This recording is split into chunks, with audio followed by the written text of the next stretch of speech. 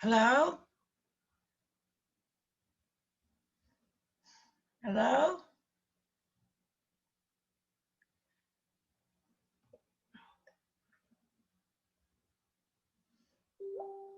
Hello?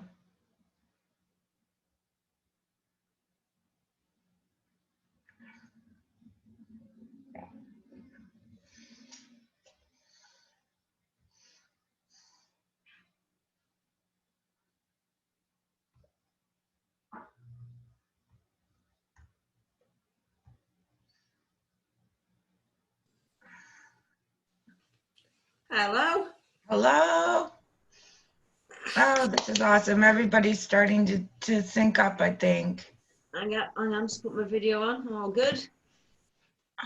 Hello. Wow, nice to see you. Oh my goodness. Hey. I think there's Roy. That's my Can you hear me? partner in creating all this. Hi, Roy. I can't hear anybody. You can't hear anybody. That's no good. There we go. Now I can hear everything. Yay. I don't Yeah. know. It says that Lips is connecting and there's little dots. I confirmed today with everybody, so hopefully they all show up Right, momentarily. It'll happen. Yeah, and I can see it's recording. Yay. That didn't happen last time, unfortunately, because I forgot to click that button. So That's we're what I just was making waiting, sure too. I think, on Ron Keel, Tony Dolan, and Gia and Jimmy and Lips. It says he's here, but Yeah, it says it's connecting to audio, so I don't know if he needs still needs to set that up or not. maybe Is that a I can rock and reach roll him in feed, face. that boy? He How has you doing? been absolutely wonderful, and I know he's really excited to talk to you, Jackie. Coffee? Is everybody drinking coffee, or is that eggnog? Chamomile tea. To be so rock and roll. Hardcore. Does it have caffeine? It's past my Oh, bed. this is decaf for me. I've already had my What's dose of happening caffeine here? for the day. Past my bedtime. I'm usually in bed by now. It's Are you? Who is calling me? That is coming for me. Oh, that is a friend of mine. He does pop up sometimes at the weirdest moments. Bad timing. Sorry about that. All right, I guess we're still waiting for everybody else. But let's chat about you, Jackie. Where are you located right now? I'm in Leeds, England, so like the north of, if that's London and that's Scotland, I'm about here in the middle. Oh, nice. And I'm what's not- going on over there right now with COVID? Is everything shut down? Well, yeah, we've just found that we've got this thing called a tier system here. So like we're in lockdown right now till December 2nd, and then they go into tiers. Like tier 1 is like the shops are open, blah, pubs are open, blah blah blah. Tier 2 is like everything, main things are open. If you can eat, you can go in and things like that. And then tier 3 is like lockdown.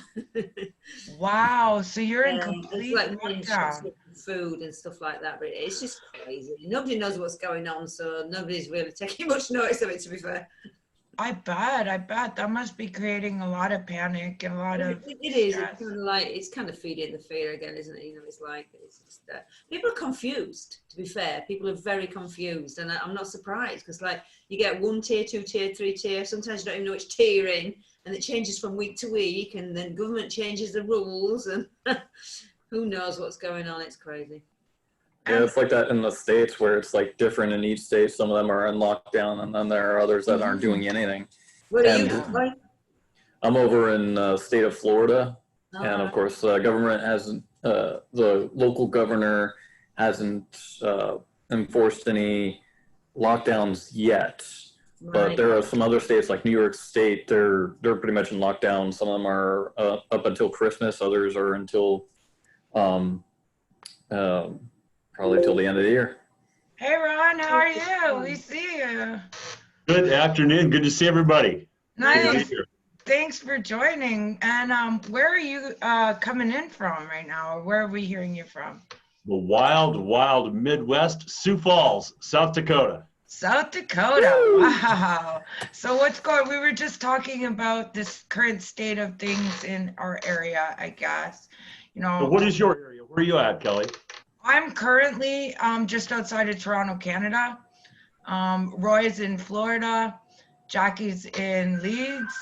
And here comes Lips, I think. Yay! Yay!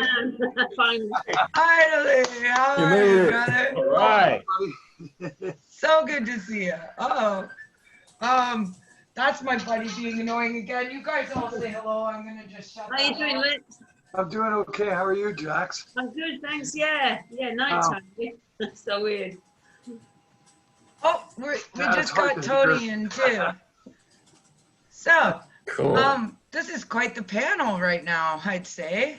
This is an all-star super group lineup today. Way to go, man. It's very cool. And who's who of metal guitar players here?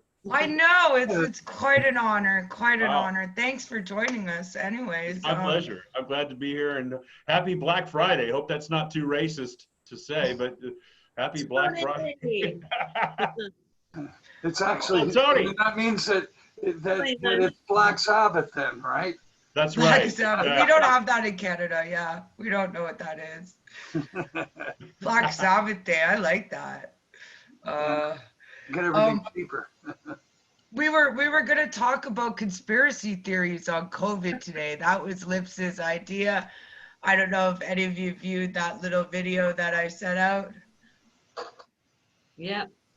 Yeah. You I have a did. few opinions. Yeah, on everybody's that. kind of silent. I know, right? Nobody wants to No, be I've the been- first one to say anything. This is funny. I do kind of knew that might happen. It's like, come on, let's start an argument. Come on. Does anybody? We're probably lean all in towards- agreement. We're all probably on the pretty close to the same side of the fence, I would imagine, especially being in the entertainment business and how it's affected all of us and our fans and families and friends. And so conspiracy, it's only a theory until we prove it correct. So Yeah, like Nobody's proving it anything that's a theory doesn't mean that it's true. right. Yeah. Fake news as well. We don't know what's true and what isn't anymore. And the people, if they wanted to cover it up, the best way to cover it up is throw out a lot of news that makes sense and confuse people. That's how they do it, isn't it?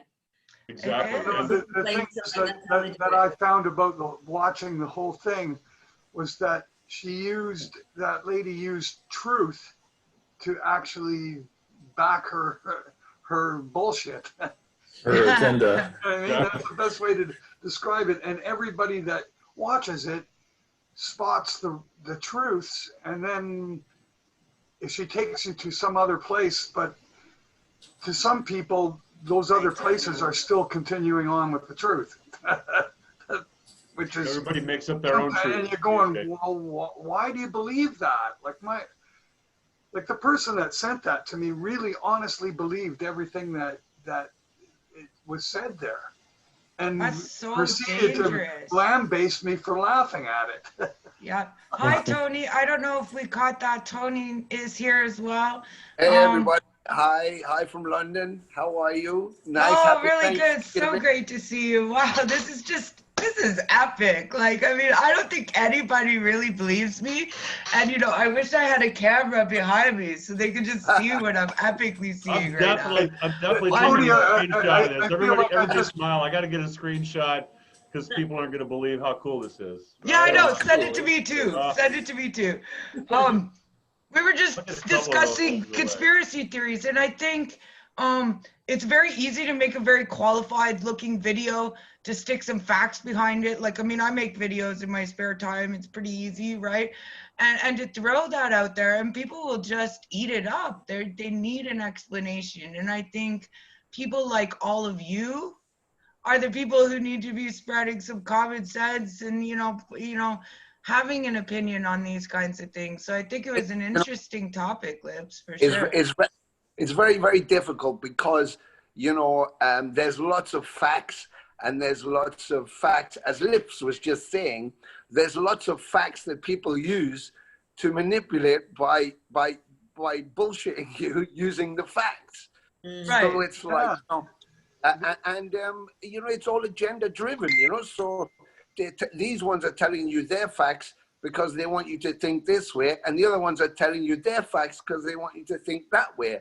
And if you're well educated and you're well studied and you're gonna, and you've got a bit more sense about you, or you've experienced some things one way or another, you're going to evaluate it. But, you know, sometimes what they look for is they look for the less educated, because if you're living, you know, in the Midwest and you left school because you had to get to the farm and you had to be working on the farm and you've just been raised by your family who have their values and have their education, you know, you may not be able to evaluate what the difference is between a load of shit and something that's actually factually driven, you know. So I think that's the hardest thing, is this, like Jackie just said too, is, you know, disseminating between what's the bullshit and what's not fake. And it's very, very difficult, you know. Well, it's impossible, Tony. I think it's impossible. Yeah. And my experience, I've had the good fortune to experience so many different things in our industry throughout my 40-year career, but I was actually in mainstream media.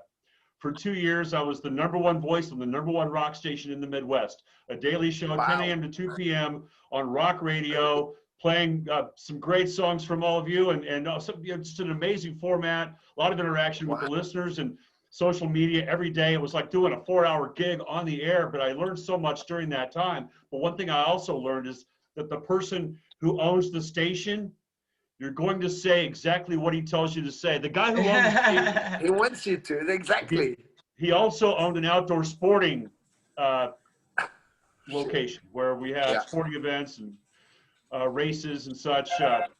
And if the forecast called for severe downpour, thunder showers, tornadoes, whatever the weather forecast was, I was told to spin that in a way to where there's a slight chance of showers in certain areas of the region, as opposed to it's going to rain cats and dogs, because he didn't want his sporting events to be affected, ticket sales for those sporting events. So I had to lie about the weather on the air to my listeners, because that's what the boss is telling you. I tell you, everybody, all these little talking heads that you see on television and mainstream media and radio, they're just saying whatever the boss wants them to say. You can tell the difference in Fox News since Disney bought Fox. It's a whole different agenda and a whole different dialogue since Disney has taken over Fox.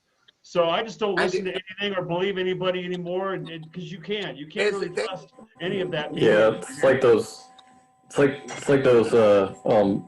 journalism where they try and sensationalize the headline to get people to click on that article, and sometimes they're stretching the facts, but if you actually look into some of their sources, you can see some of the holes that they leave out because they're drawing their own conclusion. Yeah, like everything Lip says today in this conversation is going to be on Blabbermouth tomorrow. Of course. You know, but you do need the freedom of like an open-faced platform like this, you know, where you can say whatever the fuck you want, because I don't have a sponsor yet and I don't have anybody controlling me, right? You know, this is freedom, people. So speak your minds, you know. I mean, this the power of what you is say real, is pretty real strong. people talking. It's not what they said. They said it's actually what we're saying. Right. I mean, nobody's gonna edit out your content. You can swear. I mean, just be yourselves, right? That's gotta feel good a little bit. Talk about the media as well, with when you're a puppet, and you're a speaking head, as you call it, a talking head. It's when you look at the channels online. When I lived in America, I just listened to things. I thought, hang on, that's not what's happening in Britain. They're reporting something, and I know that's not happening because I'm watching the different news. And you see so many. I used to watch RT, and then they started having adverts on there, and I thought, okay, corporations are involved now. And it changed a little, so I switched over to Al Jazeera. It's trying to find someone who's not follow the money. I always say follow the money, and then you just know who's in charge and who's pulling the strings. It's a classic example. If you're working as a radio DJ and your owner of your station is like a sporting goods supplier, which includes hunting, weapons, guns, and something happened with the lobbying and you feel anti-gun, you're not going to do something about. He's not going to let you do something anti-guns, is he? So it's like, what the fuck are you doing? No. Because it affects his sales. It's the whole Rupert Murdoch thing. It's the whole classification with that, isn't it? It's like, Fox is kind of set up to bend how he wants it to bend. And you know, people like that, you know, when I watching the things about, you know, the whole conspiracy thing about COVID is obviously there's something, and it's obviously killing some people who are vulnerable. It's obviously affecting people. How bad it's affecting, how lethal it is, I don't know. But I know that all I can hear about is how great the stock market's doing. And, you know, Pfizer and all of these, they've got all these, like, you know, we've got these viral solutions. It's amazing. And in America, they were going, you're going to be able to get it free. We just got to tier who gets it first and how they get it. Well, I bet the medical system in America is something else. I can't say enough. If you're rich, you will live. If you're poor, you will probably die in something like this. And not being a full citizen and trying to get any medical care there has cost me personally $500,000. Whoa. Nobody, well, yeah. I mean, that's incredible. Nobody in the world is worth $500,000. I'm sorry, you know. Nobody should have to pay that. Not, you know what I mean? Like, no. That's insanity. You know, losing your home, losing a family, losing everything you have, and then still, you know, needing more. What's interesting is also interesting. You've got a spin on socialism, and it's like, we don't want to be socialist. It's like, you know that Jesus was a socialist. If you're so Christian, you know, he wanted everybody to be warm and have food and look after each other and shit, and they crucified him. And then they go, Jesus is with us. He's going, no, he's a fucking socialist. Yeah, it's almost like it's a paper tiger, where people are more afraid of the word than they actually are of the concept. And it's a misunderstanding of what the word actually means and what it actually implicates and what it actually, the things that happen under socialism. Half the shit that goes on in our countries is socialism. Like certainly in the UK and Canada, we've got fucking hospitalization, and it's taken off our paychecks, and it's part of our part of government. It's part of our society. It's not something that you have to pay for. Something that is paid for. You pay for it out of everybody pays for it. And it's a great. That's socialism. And yes. End of story. Yeah. It's not a bad thing. It's a good positive thing. Who says it is? The only people who say that is predominantly from America, because the Cold War, socialism is a direct relative of communism, and communism is like the worst thing that you could be. Right? Yeah. I do remember being a child and just thinking, you know, wait, everybody has the same. You know, everybody has enough. Nobody has more, nobody has less. That seems fair, right? People are like, oh, Kelly, no, right? But it did, you know, just think if everybody had enough. Yeah, it's like they say the word socialism and then all of a sudden they think Soviet. What? It's like from the Cold War, you say socialism, which is actually socialist in the acronym of USSR. All of a sudden now they think socialism is communism, when they're different if you pay attention to the details. But in America, did you experience this, Ron? Did the ammo sales and the gun sales go up as soon as COVID hit? Absolutely, yes. Everybody's, I don't know the exact numbers to quote, but this happens at certain points in history when people are scared. And fear is a very powerful motivator. Yeah. Everybody's afraid. Everybody's afraid of not only this virus, this unseen, invisible, microscopic enemy, but they're also afraid of the guy next door now, unfortunately. Yeah. The thing that's going to kill more people than the actual disease. When you got fear in your body, you affect your own immune system. Your own immune system is weak. Straight away, you're going to get sick. Right. Really, and I think like those zombie movies. Worrying. That fear would lead to these conspiracy theories. And you know, there was an interesting point. there was an interesting point that got me. The pandemic, and Italy got hit so hard, and I go to Italy a lot. Lots of friends in Italy, as I'm sure we all have, but it got hit really hard. It was like, what the fuck's going on? And then we were talking about masks and PPE and washing your hands and wearing gloves. And then our government in the UK went, don't leave the house. I mean, don't go outside. And I was thinking, that's quite kind of heavy. I mean, like, if we go outside, maybe nobody lives near you. No, don't go outside. And I was like, and they'd already said it wasn't airborne. So now it's like, well, if we can't go outside, that means it is airborne. So, communities in the middle of wherever, with them getting the virus, they were going, yeah, we can't understand why they got it. Maybe someone brought it in. It's like, well, if it's airborne, that's why they're fucking getting it. So it's like, I think they were chasing it so quick, and the information was changing so fast. I understand that they were trying to get on top of it, but the whole thing, I'm not a conspiracist, but the whole thing seems like there's so many anomalies. We can't do this, we can do this. You can't meet for a party like more than six people, but you can go to a funeral where there's 30 people. Kids can't go to. No one's wearing masks. The problem is well, and no one's a doctor, and there's a million people talking, and contradicting each other. Yeah, totally. And it's simple. But the real truth is the stuff exists. I was sick. I got it. I know that it exists. There's no question about that. But the whole thing is about trying to stop in case you're asymptomatic, in other words, sick and not know. That's why you wear a mask, is to stop you from giving it to other people. Because that's the insidious part, is that you don't even know that you have it. Yeah. I was why am I getting tested? Why am I wearing a mask? Well, you might be sick. Exactly. Everybody might be sick. I think it's very convenient.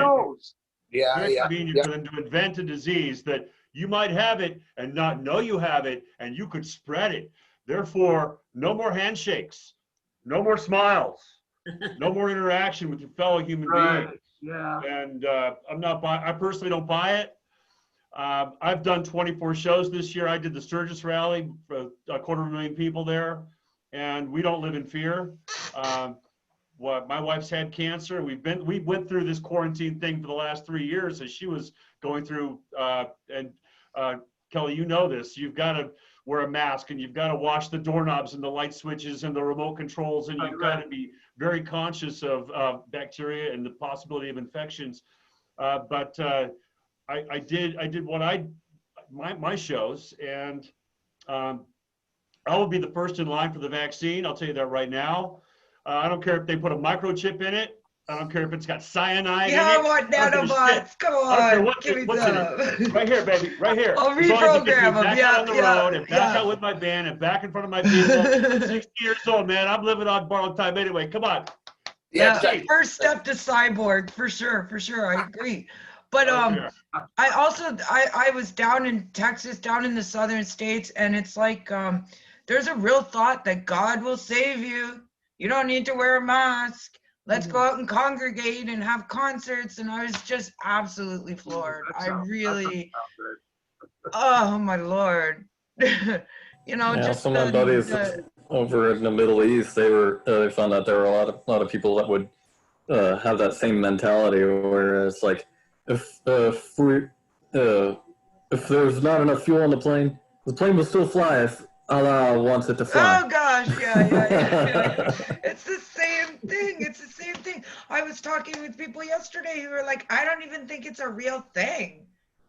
She's like, I got a fever and I'm really sick, but I just don't think it's real, so I'm not going to go check it out. I'm like, there was I think I watched on a Canadian channel that there was a nurse in Canada. I don't think she was Ontario, maybe somewhere Alberta or Manitoba, and she was like crying because she said she was dealing with a woman who came in, she wasn't feeling so good. She got real sick. They were trying to help her, and then she couldn't say her family because she really had it bad, and then she was dying. and she said she went in, was administering to the woman, and the woman was looking at this nurse going, I can't be dying. This is incredible. It's not even real. It's fake. Oh my God. How am I? Oh my The God. nurse was going, how do Oh. you say it is real, you know? And so even, you know, people get indoctrinated so much that even in that state, they can't accept it because, well, everybody says it's fake.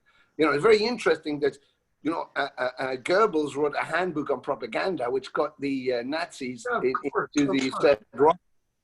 And, you know, McDonald's were one of the companies that, and, well, American companies, Coca-Cola, McDonald's, the ones that apply those principles into indoctrinating people to want to buy their shit.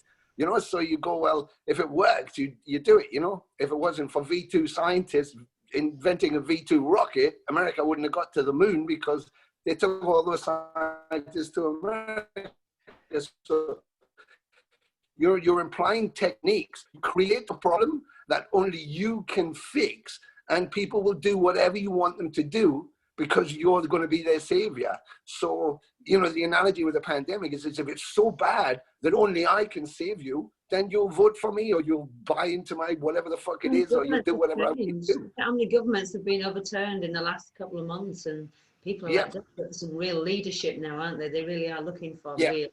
Totally. Yeah. I think it's all going to come down to us. I think this has been a good time as well for self-reflection, I think, on everything, because a lot of people now are faced with, right, all our modern technology has all been taken away from us. We can't do, our liberties have all gone, we can't do what we want to do, and they're left with themselves, and they have to take a good look at what they are. Do they like themselves? Have to get to know themselves and just live a different way. And it's really worked for some people, but not for others. I think it's separating people in that way. Some people have gone in, I mean, I meditate, so I'm very fortunate it's not affecting me much at all. I'm not doing gigs because I can just relax and keep my mind calm and not listen to the rubbish. Turn the television off. I think that's the first thing to do. Turn the TV off. Turn off social media. Just taking good stuff. Get the you know, the headlines, but just be informed, not inundated, because this inundated, all this just fear coming at you all day long. It's not doing anybody any good, is it? No, well, it's driving people crazy. Yeah. I think so. Yeah, depression, the fear, the anxiety, for sure. It's gotta have it. There was a guy from Albuquerque. I'm running this competition thing to sell an old bass and some stuff I had in storage. And I thought, oh, you know, with the COVID thing in my area, there's lots of kids who, you know, from kind of broken homes, and it's Christmas and there's not much money around, and the Salvation Army were donating stuff. And I thought, I'll raise some money and buy a shitload of stuff for the kids. And so it's kind of what I was doing. And so, you know, trying to be really positive, give something, you know, something cool for people to do while they're stuck in the house, because we had lockdown again. And yesterday I opened a message on Instagram from this guy from Albuquerque, and he went, who gives a fuck? So what? Under the post of the picture thing.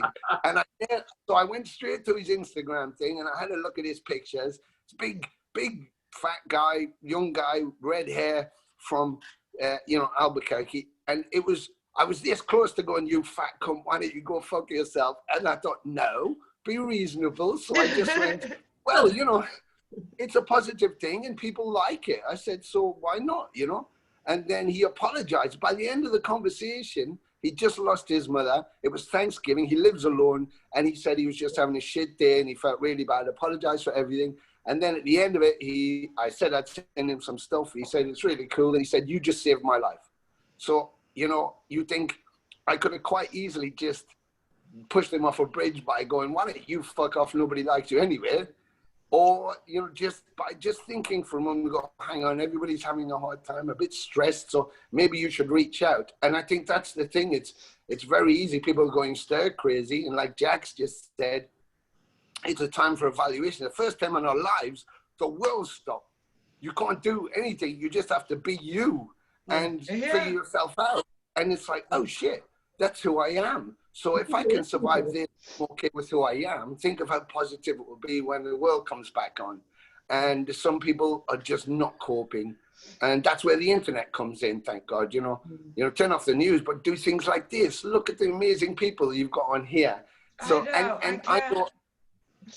I I know all these people, if fans spoke to any one of them, they'd get talking to them, and that's what's great about this kind of thing. You know, fans can reach out and talk to their heroes, you know. And I'm gonna touch lips because he's one of my heroes in a minute, so I might touch him. I know, right? He really, really is. And I mean, just gone above and beyond, and so many musicians from around the world have come to help me. It's quite a remarkable thing. I can't wait to tell the whole story. But I think that's what the musician has the power to do right now, is to reach out and to heal people and to connect with people and to really make a difference in this time right now. Because I know the minute that it's over, these epic concerts are going to come out and they're going to be life-changing. They're going to be, you know, history making. It's going to be worth feeling, right? Really appreciate it. Pent-up frustration from sitting around. Yeah. Yeah, I know, right? Nothing else. Do you really believe? Let's face it. Do you really believe that that's going to come back? Concept album. Are we going to go back to normal? I in my life, I've experienced JFK. I remember the day JFK got shot. I remember 9/11. We all do. Nothing's ever been the same after those things. This is bigger than any of that. Yeah. You're so right. You're so right. You know, being in the media, in interviewing people every week for my radio show, this is one of the questions I ask every week of whether it's a rock star, a fan, or somebody in the industry, a best-selling author, their take on when or how, what is next for our entertainment business? Because that's obviously the fans and the artists, we all share that concern. What's going to happen with our industry? I've had every answer is different. I had Robert Duncan, who is the former editor of Cream magazine, on the show a couple of weeks ago. He said it could take a generation. He said it could take 20 years. I'm wondering if you're ever going to pack a stadium full of people sitting side by side again. Like 100,000. The fear is not going away in the near future. We've already cancelled Glastonbury and download for next year here already, and that's August, September time, isn't it? I mean, I heard Rockn was sold out, like, so for next year. So that's, you know, I don't want to think like that. I really don't, right? It's best to stay positive, but you got to be a realist as well, haven't you? Yeah. So you plan. No. I mean, I don't want to think that it's. The other side of that, I mean, I'm not in a position of playing stadiums. There are people like in our city that are actually revolting. Like they had a guy who had a restaurant out in the western or the eastern part of our city, and he kept on opening and letting people in to eat, and it's against the law. Yeah. So the third day came along, and by that point, he had hundreds of people all gathered around his restaurant, and then they ended up arresting him. Yeah. What do you think about getting people? Put a big lock on his door and everything, and so he broke in through a wall in part of the other part of the building, and broke through a wall, and then proceeded to take the locks off the front door, and that's when the police took him away. That was it. Wow. What do you think about 18 plus? You make the choice for yourself to go to a venue. You make the choice as an 18-year-old over to work a venue, to work an event. You sign a release and you have them, and people go or they don't. Well, I think one of the greatest examples of all time was the big festival that you had. I'm going to get the facts wrong, but it was called SARS Fest. I believe it was. Yeah. Performing. Yeah, that was a huge festival right in the middle of a pandemic, or an epidemic at least, right? And that to me, that's all you need to say. Yeah. Well, actually, what that was in celebration of actually getting it completely to ground zero. Yeah, we had it for like a week or so. That was a celebration of being able to do that, because we almost went into lockdown. Okay. Yeah, that was what I read in this article. From Mitch LaFon at Rock Talk with Mitch LaFon. So he is my Canadian source of journalism. It was an epic show. Oh my God! Yeah, there was this article that I read that was talking about Metallica doing arenas, and they were saying And one of the nice things that they closed it off with was that once bands are doing arenas, that's a sure sign that the epidemic is officially over. Right. Yeah. But I mean, I've heard people say that they don't ever think it's going to come back. Not until, especially if they place this order where you have to have this vaccination. Yeah, I think we'll all get vaccinated. Like I said, I'll be first in line. Go ahead. But I'm not afraid. I'm concerned that the fear has now been instilled in everybody's psyche to where they're looking at everyone around them, they're looking at them differently. You can tell in the supermarket or wherever you go, they're looking at each other differently. And for guys like me, we're playing predominantly, it's either the big outdoor bike festivals or these small clubs. And I know that some of us are in the same position of playing a 400, 500, 600 seat club with the bands that we're in. If half the people don't show up, the venue's going to go out of business and we're not going to get paid. That's just the simple mathematics of that. And I've done a few of those to where you think about 50% of the people who say I'm going to be there, I'll see you at the show. At the last minute they go, my grandma's elderly and I don't think I should be going out. And I'm not, they'll find a reason to back out and stay home. And you're going to get that half capacity crowd where the venue's going to lose money and you can't go back again next year. And it's a little scary in that regard for me and for live performing. I miss the camaraderie with my guys in my band and the crew and being on the bus together and going to the next town and whether there's, I don't want the guys in my band too, because this is their livelihood and I've got other stuff that I do, the radio show and the social media, and then my subscription sites and a lot of merchandise sales and things like that. But the guys in my band and crew, man, they got to play, and I'm concerned with their future. Also, support dates. You guys all understand this. We can book a date here, but if we don't have a date here the night before, the night after, we can't we can't do this show. We've got to have 2 or 3 shows strung together in order to make that road trip feasible. Yeah. True. I mean, in Britain, it's the logistics difficult thing. Yeah. Are happening. A few. Well, we've done a couple. Not Girls' School, my other band, Cyteria. We played a couple of small venues because we're not as big a band, and it's been like chicken in a basket, we call it over here. You know, people sitting down just eating food as you're playing, waiting for the bingo and the raffle to come or something. It's kind of weird. It's like people holding spoons up in the air like you're in school for drinks. You know, it's walking out in masks. Kind of crazy, but it's like they've made. I think people find a way and they adapt. Exactly. Positive, really. I think we find a way to make it work. I have a question. I have been doing online events where a band will go into maybe the venue, especially an iconic venue, to help keep its sales and maybe do an online performance from there that's ticketed like this. Yeah, that's. Do you see that is, a plausible way of moving forward, or am I just, We'll find a way. We always find a way. We can adapt. We can. The amazing thing. Yeah. I think the amazing thing with humans is we adapt. We adapt very, very quickly, and we find out how to keep moving. We adapted. Survival, exactly. How we survive. I just hope they don't find out they can live without us, because I always thought music is essential, right? Everybody's got to be entertained. I'll always be able to find a bar stool somewhere where I can sit with a guitar and sing a couple of songs and make a couple $100. And now that's just not the case anymore. So I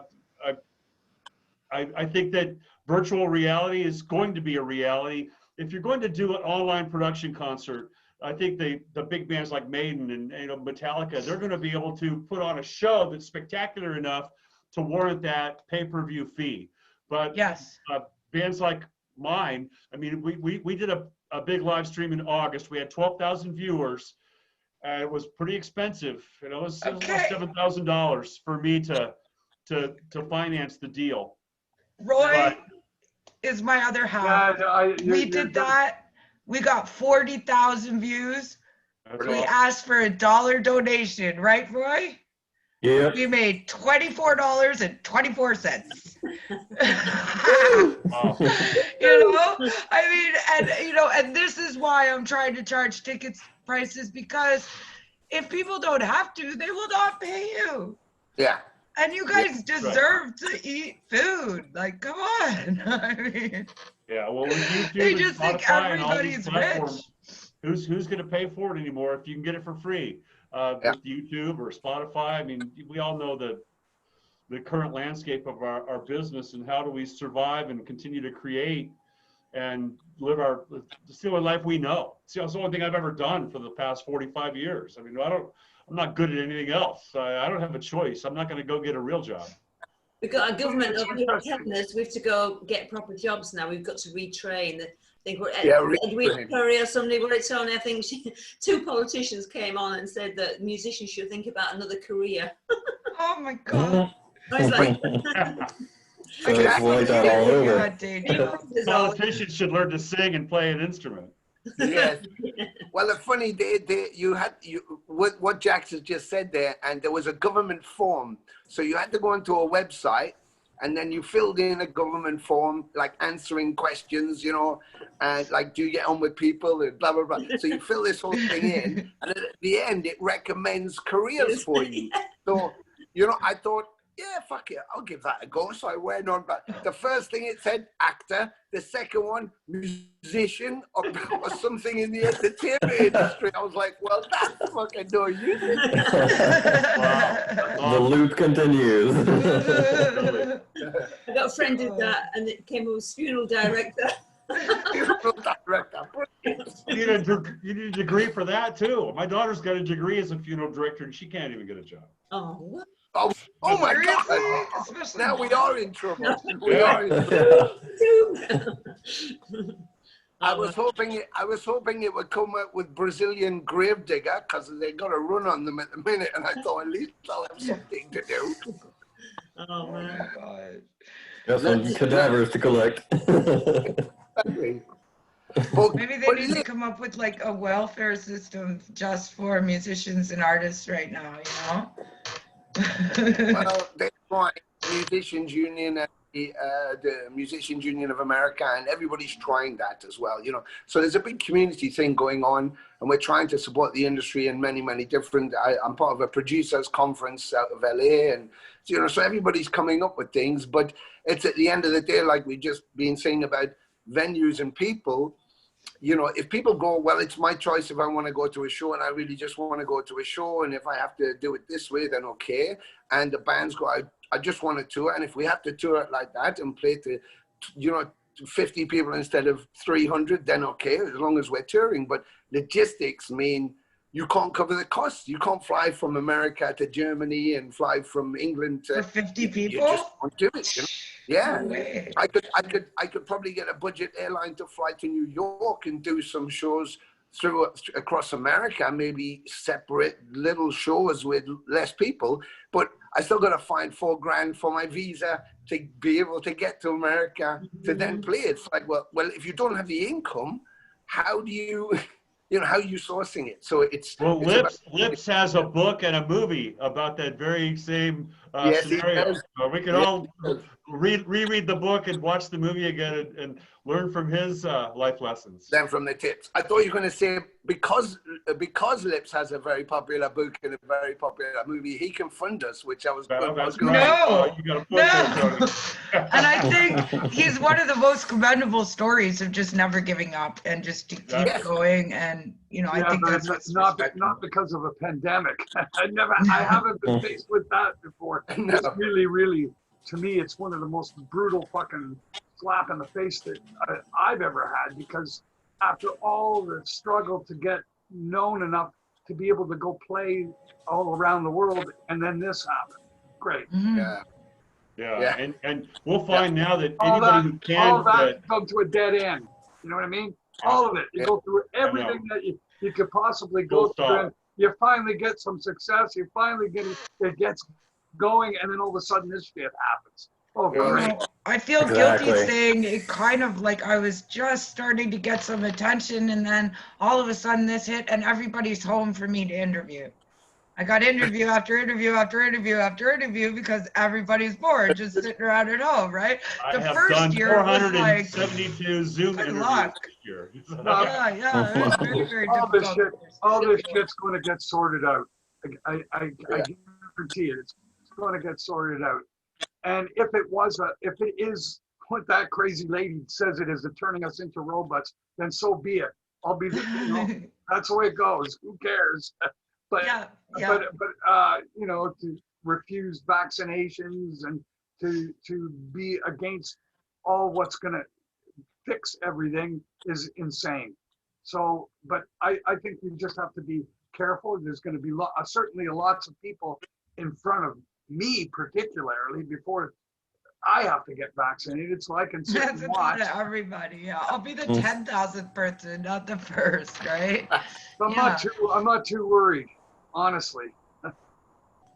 Good. I mean, great attitude. Everybody's got a great attitude. And I'm trying to stay positive as well. And we've all been through so much in our lives and in our careers that you have to learn to adapt and take it as it comes. And I do agree that anybody who can quit will quit now. My agent has just lost a number of acts on his roster of bands that just fuck it. They're just not. They're breaking up. They're not going to remain active anymore. Hey, you know, all it did for me. What? I got time. I got to be not on the road. Great. Let's start writing. I had just put out an album and now I'm back in writing. I just finished writing another album. So in a few months. So that's it's not a bad thing. It's you got to keep yourself busy. You got to keep yourself some way doing it or it's an opportunity. Or you go out of your fucking mind, man. Yeah, I've seen bands where normally they release the album, then they go and tour to support the album, and now they're having to change the order of it. So it's like they release an album, so we can't tour. What do we do next? Release another album.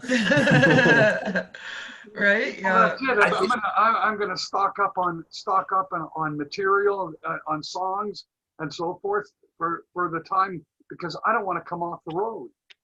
Yeah. Once I go back, man, I'm not going back home to write. Just keep playing, man, and then book the studio. We'll go in there afterwards. But I think that's the point too. Is like for us, is that you know, the last show I have a hip operation before the pandemic hit. So the last thing we did was vacuum, and then we were going to take the time. I'd have my hip done, and then while I was recuperating, we just do the new album, and we've been doing it all year because what's the point of rushing it? You know, it's going to go out digitally. We can't go out and support it. We can't play any shows. We've been waiting. So it's like, well, we might as well take our time and make it even better than it would have been. And I think because of the amount of touring you're doing generally, you look for gaps to try and put your songs together that you've been writing on the road and get into the studio and throw them together and stuff. And that's not to say they're going to be bad, but, you know, now you've got all this time that we don't normally have. You might as well do exactly what Lips had just said. That's what we're doing. We've overwritten, 30 odd songs. We're piling them in there. We're just improving what we're doing, taking our time. And we're going to have all this stock so that when we're ready to go back out, you know, the period where we need to prepare a release, it's already there to go. So it's just about the artwork. We can just keep throwing it down, you know? And so it's about... That's how you make your money, is being on the road. Exactly. They're just going to be making money endlessly until you have to take time off to record. Sounds like a great plan. Money. Hey guys, it's good that even Girls' School might be doing a new album. Yay! Oh, that'd be awesome! Wow, wicked! Oh, have you said that anywhere else? Because this keeps happening to me. People keep saying stuff like that on my show. Well, we're writing right now, obviously, but obviously we've got Tracy in Spain, so we can't get her over here, and we're all at different parts of the country, so we can't travel right now. So it's difficult. None of us got any technology. Clue, basically, to do it. We can't even organise a Skype call. You know what I mean? It's like it's crazy. So we'll be very lost without boy. Back. We'll get there. We did a thing called Metal Alliance in the which was about 15 festivals came together and did an online festival weekend, and you could buy tickets, and they said camp out in your living room with your buddies and just stay at home and watch it online. And Bloodstock contacted and said, you know, would you guys be up for doing it? I said, absolutely. Yeah, definitely put us down. And I thought, oh, brilliant. And then I thought, hang on, I live in London, Mantis lives in fucking Portugal, and the drummer lives in Florida. I was like, how the fuck are we going to do this? So I just wrote to them and I said, guys, I gave them a link for an eBay site. And I said, buy these green screens and these lights. We've got to do this concert. So Oh my God. I shot mine in the kitchen of my house, and they shot theirs in their homes against green screen. Then I brought it over and I edited the whole thing, and we did the festival, and people were going, looks a bit weird. Like, where you guys were ahead of us? You know, but again, it could have been, you know, Sabaton, or they did a headline spot, but they all live in one country, so they all rented some fucking place and spent their money and did their stage show and stuff. We couldn't do that, but we could still do something. Yeah. And that's because of the technology. We could, Yeah.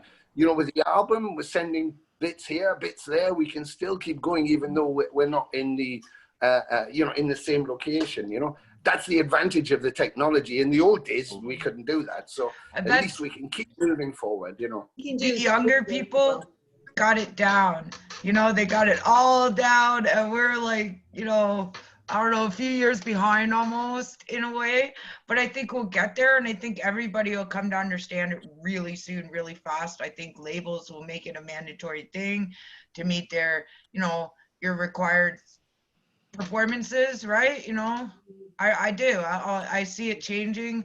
I see if we're still locked down like this, next year will be very, very different. And I hope that the labels start supporting people. I hope that they put the money into getting these performances out there, because we need them as people. Yeah. We need to see Yeah. it. Yeah, you Yeah. know. But I don't know how to make that happen. I think, like Jack's just said a bit before, is that from the bands, from the musicians, and from the fans, when we get to be able to do it again, we're going to reevaluate and really appreciate what we had that we forgot we fucking had, because we got so used to just having. And all of a sudden we don't have anything. It's like, oh my God, oh shit. I never go to a pub. And yet I was pining for about 5 months going, I just want to go to a pub and drink a pint of beer. And I don't even drink beer. But it was, I know, I wasn't doing it. Take away. Hey, It was just to be only able to thanks go to out for President- dinner. How about to be able to go for dinner? That would be that'd be novel. Yeah. Just things that you just would just do, pop into a cafe, meet a friend, or pop into a bar and, you know, have a drink at a lunchtime or something. And, you know, then you can't do it. It's like all you want to do. I don't know if, Lips, you've ever gone to like the Hot Box Cafe. It's where you could openly sit and smoke weed for like 20 years. I don't know how before it was legal, but, you know, you could just go and sit. And I, you know, I had a core group of friends every day, and I really miss that kind of interaction because I don't drink, right? So it was a way to socialize, but it was a cool place. And for the first time in 20 years, it's shut down. Nobody's going. It's just heartbreaking. Yeah. I miss that. I miss just interacting with people and talking and just being around people. Yeah, it's got to turn. Everything's got to turn around. Yeah. You know what I Has to. just discovered? Down as well, What I isn't it? just, yeah, I did discover. I'm sorry, Jack. Go. And I was just saying, I think the Guitar Centre just got shut down, didn't it, in Hollywood?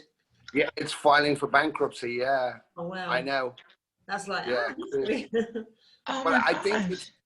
I think it's just the outlets themselves. Like, you know, Disney's let 250,000 people go. I think it's the outlets, you know, they can't keep this show because nobody's allowed to go into the fucking store. So, there's, you know, we can't keep the store open. So they'll just go online. But I did find that, and this was a top tip from the President of America. I couldn't find bleach, but I used this to clean my benches in the kitchen. And if I not drink it. if you inject this, you can play Sparkle. any stadium Sparkle with it. anywhere. That's the power that, you know, people like you have. So if you are spouting these crazy theories and people listen to you, you know, they will follow what you say, right? Because of who you are. He kind of said that, and then it was like, Yeah, I didn't mean that. He was kind of joking. It's like, you should have told the people in New York who went and injected themselves with Clorox. It's like, he's joking. Don't do it, you know? Right, So it's like, right. Yeah. I mean, He wow. was, he was asking scientists, wasn't he? He wasn't really saying he'd done it. He was just asking her, wasn't he? He still went ahead and did it. Oh dear. could you do that? I'll do it. No, you can't. You can't do it. This is a jackass moment for sure. Made America look really stupid. No offense. A lot of what all that is just the media going, taking a piss at it. Yeah. Yeah, just remember last year with the whole craze of the Tide Pods. Yeah, I saw it when it was actually on airing, and you could tell it's obviously he's kind of joking around. He's joking around about it. Seems Yeah, obvious. but you can't. You're And the then they said president. Telling people to do it. I didn't see him What did he tell say anybody. then? To do it. Oh, he can't joke. No. But all the other presidents can just lie through their teeth. Yeah. But a guy can't be real. He can't just talk like the guy next door and just be human. He's got to be presidential. Yeah, I know, Yeah. man. It fucking drove me fucking crazy watching that shit for 3 fucking years. A regular guy who, that's why he got in, is because he's a regular guy who Exactly. couldn't be bought. Yeah. Couldn't be bought. Yeah. And that's Exactly. look at the Respectable, picture how they okay. treated him. Yeah, Don't get I me agree with started. that. Stupid. Well, it was, well, there wasn't that classic thing was like the eclipse. You know, they had the sun eclipse, and then they had everybody wearing their glasses on looking, and he was like center page of the New York Post with no glasses on, staring at the sun, and they were like, oh my God. And then I was like, fucking hell, what a fucking idiot. And then I saw the video, and he comes out, and it's just before he puts the glasses on. So he bends his head up and then puts the glasses on. It's like a millisecond, but they took the photo and went, idiot president, look at the sun. It's like, Exactly. Yeah, that's the thing I noticed. Like whoever gets elected, Endless shit they'll always like that, man. just point at everything that they do and say like, "Oh, he's screwing up here and screwing up there." And it's like it doesn't matter who it is; they're gonna just talk whatever they want to. Yeah. Very true. Get their way. Well, we're going to miss him. We're going to miss It's him. really obviously Mark my obvious words. media manipulation. Obvious media manipulation is going on. So Yeah. that's why everything is turned into conspiracy theories. Actually, the media itself is actually destroying our democracy. It isn't anybody at one person at fault. It's a whole fucking syndicate. Yeah. Yes, it is. You know, Yeah, it's I like, agree with that, yeah. it's like going fishing and you've got 2 buckets, and in one bucket are the two rainbow trout you just caught, and in the other bucket are all the worms.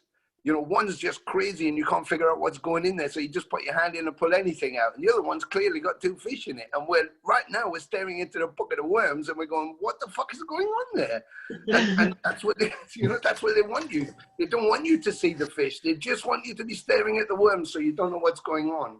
And it's like, why can't you just, it's a pandemic, which means every country in the world has this shit going on. Why is there not like a cohesive thing like with the World Health? Why didn't somebody just go, okay, let's all get together and all do the same thing and all look for the same solution and all solve it? And it's like everybody went, no, we'll do it. No, we'll do it. It's like a Monty Python sketch where everybody runs out of the room at the same time. Exactly. Yeah. You know, you're left there going, is anybody coming back in? They're going, we'll be back tomorrow. And it's like, fuck, what's going on? Nuts. They'll fix it though. I think that they have a few variations of vaccines. Yeah. And I think it's a matter of the proper propaganda to get people to take the vaccine. That's all. I mean, people are still scared of vaccines in general, just from the whole autism thing and whether that's I don't even know. real. Myself, I've had it. In order to go to South America, you got to get inoculated. Yeah. I didn't have a problem with that. You got to get yellow fever. You got to get Malaria, all that shit. malaria, all that shit, man. I heard way back there was a resistant strain of TB going around England. And I only heard about it for a week or so, that it had mutated and become more deadly, and they had no vaccine for this new strain. So, I mean, if we don't get vaccines, crazy stuff like that could happen. I mean, we're seeing these viruses mutate, change, and become different things. This is the Spanish flu did that, SARS did that, the bird flu did that. The thing is, I have a friend who is she's a doctor, very high up, and she was working frontline, and she said, look, the virus is mutating, and I was like, so is it still so dangerous? And she said, listen, this virus lives in a living host. If it kills the host, there's no point in killing the host because that's how it lives. So it's mutating so that it doesn't kill the host. So it's actually getting weaker, but only because it wants to survive, and it survives in the host. That's an so interesting I was thinking, oh yeah, okay. Well, I guess you're not going to burn your own house down, and with you. So it's that kind of thing. So maybe I think there's a positive side, and obviously like Lipsia said, with the vaccines, they're 95% positive, 97%. They're all coming out, Pfizer and Oxford, and I think you've got the greatest minds in the world working on the solution. And that could take us to the moon, take us to Mars. It could, give us smartphones. That's when humanity decides that it wants to get something done, it gets done. Totally. Yeah. But and people actually, when they have a common enemy, which is the virus, every country in the world took part in doing this. Yeah. And to the point of almost competition, because it's worth billions. Yeah. Oh yeah. Here's something interesting. I don't know if anybody else knows Greg Christian from Trauma. But he sent me something back in the summertime where apparently some doctors in Italy went against the WHO and their regulations and did autopsies on the dead. And they found out, according to this, that it is not a virus at all, that it's actually a bacterial infection. And if it truly was an airborne deadly thing, I just think it would be a lot bigger. Like, I know it's huge, but it just seemed to make some sense to me, Yeah. that this is actually... Put people on antibiotics and see what happens. Yeah, and it can be cured with anticoagulants and anti-inflammatories or something like that, that it was not a virus. I mean, I didn't know what to think of that. It kind of set me for a loop with autoimmune like I have. I'm so afraid to leave my house. So kind of for a week or two, made me breathe a little easier. I went out a little bit, I came back, and then I was like, yeah, I don't know. Because I didn't hear anything else about it. Yeah. I think it's interesting. Yeah. I mean, I haven't heard any autopsy reports specifically or read autopsy or medical reports from the US, so I don't know. But I also wonder if how many of those were cases where it was something else, but it gets misdiagnosed as COVID. I do know COVID is a very real virus, though, and it has been around for a very long time in other forms. Right? There's lots of strains of COVID, yeah. Yeah, if you look on, I think it's a few spray cans of disinfectant, like it's said on them, that kills COVID, and that's been out for years, right? So, I mean... There's different strains. But, what puzzled me, this is COVID-19, 2019, because it's a new strain of COVID, but they were aware of COVID. But just stay with me for a second. There's a factory in Wuhan in China, and American scientists, British scientists, German scientists, and of course Chinese, we're all going there, working on, trying to derive viruses from animals like bats, because they wanted to, what the fuck did they want to do with them? I wonder if this small mammal has a virus that could kill humans. Let's have a look. Let's see what it is. Oh, there it is. Oh, fuck, it's gone. Shit. It's like, why are you doing that in the first place? I mean, this is kind of the same thing with AIDS. I mean, AIDS apparently came from monkeys in Africa, right? And that eating and consuming the monkeys during tribal events or whatever, Well, it was just supposed to. eating monkey meat it transferred it from animals to humans. It did not affect monkeys, does not kill monkeys, does absolutely nothing to them, but it Exactly. affects us, right? And the same things for the bats. The bats carry COVID. It doesn't affect them. Can't we just leave them in the bats because they're okay with it? That's a great idea. Let's not eat Now, do any you more. think there's any Now, truth in that they were eating them? The misconception of it coming from bats, or how it came from bats, Or how? Yeah. what is the bigger in the scheme of things, or at least what I've read, is that it came the first guys to get it were coal miners in China, and they caught it in the coal mines. How they caught it in the coal mines, who knows? There's bats down there, but that's basically fundamentally it's not from eating bats. And I know everybody's probably saw on Facebook or saw posted of the girl eating bat soup. It's it's a Photoshop More shit. propaganda. But I also know there's a poverty problem. There's a real poverty problem in rural parts of China, and I wouldn't be surprised if they were eating animals that they weren't normally prone to eating just to survive. That's also a possibility. No, during my visit to China, we wanted to know. I mean, and we were really shocked when we found out how advanced China is in comparison to Canada. And we're thinking we're going to fucking Nicaragua, but no, we're going to fucking China, man. It's a completely different thing. It's like, wow, this is where all the money in the world is going. Yeah. I saw the most advanced, the most beautiful fucking technology and buildings that I've ever seen in my life. And the way that people lived, the way that there's nobody who went without work. There's nobody is impoverished. You're not allowed to be impoverished there. If you get caught trying to sleep on the street, they come and get you. You got to actually really hide in order to get away with living like that. You can't live off the grid. Okay. You don't have squeegee kids then, huh? No one's going and picking bats off trees and making soup out of it. Okay.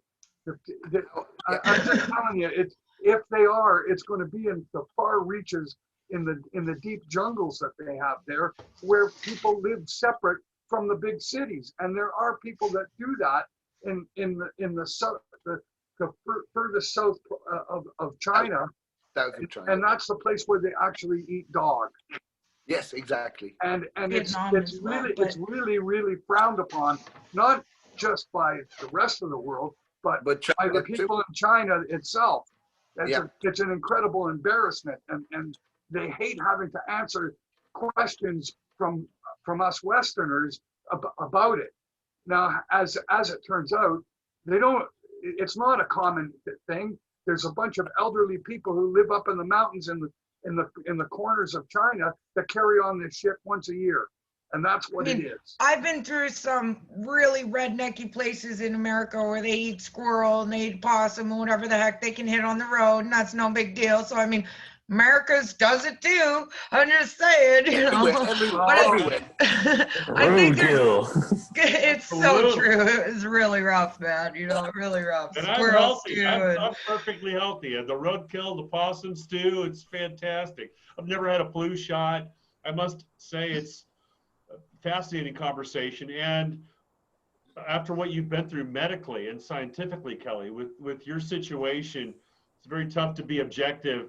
And for me to, I'm not,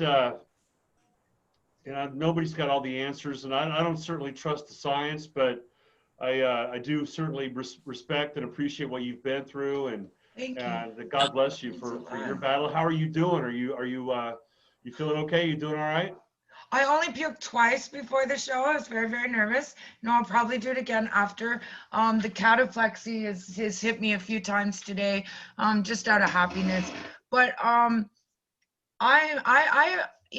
fear going outside. I fear, interacting with people. But yeah, I would still do it in a heartbeat. If you said there's a 50,000 person show going on in Toronto, I would be there tomorrow. Yeah, You know? that's the toughest thing about this entire topic. The juggle is the fear. What are you Yeah. afraid of? I mean, I ride a motorcycle. I drive an RV across the Arctic to sing for 1,000 drunk high people who might be armed. I mean, Oh yes, my they life are. is dangerous anyway. I mean, Yeah. we just never know from one day to the next. I believe we're all on a one-day contract, Yeah. and we have to fulfill our end of the deal today. And tomorrow's not guaranteed for any of us. So I'm not afraid per se. Certainly, I fear for my kids, my grandkids, and what kind of world they're going to have to inherit. But like I said, I'm living on borrowed time. I'd like to take care of the people that I love while I still can, and do what I was put here to do. I think that must be a real fear is the kids. I mean, Yeah. they're just germ factories. And I know I have a few friends who work in the daycare or the school systems, and I mean, they're terrified to go to work. They have to go to work. They have no choice. You know what I mean? They're not given a choice on this matter, you know, and they're dealing with 30 snot-nosed little kids who are just germ factories. I mean, talk about fear. I think I'd rather stay isolated, honestly, right? I'm worried about our generation of children and their education. Some parts of the US have very poor education standards compared to Canada as it is. So this whole generation is going to be at a big loss. I think our kids are Yeah. suffering. I agree. Kids are Yeah. There will suffering be more than we exceptions to are. the rule, but generally, yeah, the education system for decades now has been compromised, and now it's non-existent with kids learning from home. Kids right now here, sorry, the kids right here have been told don't hug grandma at Christmas, you might kill her. And it's Yeah. like, Wow, this is just horrible. Okay. that is horrible. Really feel Yeah, for the yeah. kids. And They've taken away our hugs, our smiles, our handshakes, our high fives, our swapping, sweat with the people in the front row of our audiences. It's Yeah. it's Told not to sing unfortunate. loud, aren't we? Can't sing loud. Yeah, I mean, I don't know how to sing without Mm. spitting. I mean, this Oh, this Tony, should be you've my had it. computer screen right now. I mean, it's a mess. I can't scream my guts out without spitting on the people in the front row. They're gonna have to All move right. the barricade way back. After our You actors, have what they have up in Canadian bars now. They have a plexiglass sheet between you and the bartender. Not they have surprised. the ear as well. Wow. You'll be contained within your own spit, in your own glass That's bubble, cool stuff. right? After a song or two, you won't be able to see I know, really. Exactly, right? We'll just have to feed quarters in to keep you going or something. I don't know. It reminds me of, they may do plexiglass stage aprons, like, if you remember the Blues Brothers, where they play, when they turn up there, are you the good old boys? They go, yep, and then they go and do Stand By a Man, and they've got the whole screen where, because people are going to throw bottles. In Rio de Janeiro in 1986, when there was a big show in Rio, walked into the venue and there was a big net, like at the apron of the stage, went, what's the net for? And they went, oh, you'll need that tonight. And then fucking Do you remember the Roadhouse cage? Kind of like that. You just need a plexi box. We'll just, right? Oh no, I lost connection. Damn it. Everybody's got the best smile on their face. Oh wow.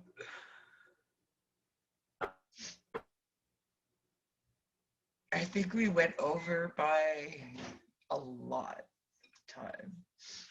Oh, come back, come back, come back. No. Ah! It crashed.